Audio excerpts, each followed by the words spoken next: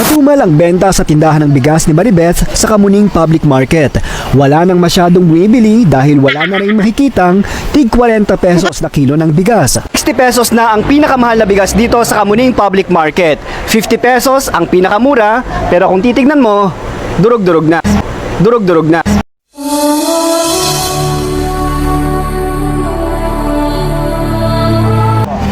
Nagmahal na rin ng hanggang 2 piso ang presyo ng ilang kakanin, apektado ng pagtaas ng presyo ng bigas. Think-tank na Ibon Foundation, malabo na ang pangako ni Pangulong Bongbong Marcos na 20 pesos kada kilong bigas.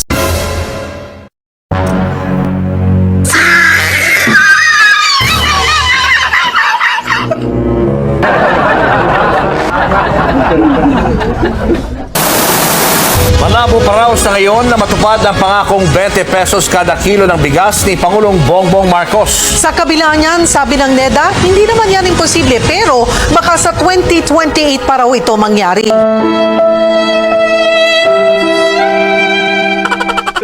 Ng bigas ng 20 piso. Ay sagminyo, bulat sa mo sa tagpainting kilo. Bagong Pilipinas. 2 piso na lang tayo. Konti na lang. May bababa natin yan.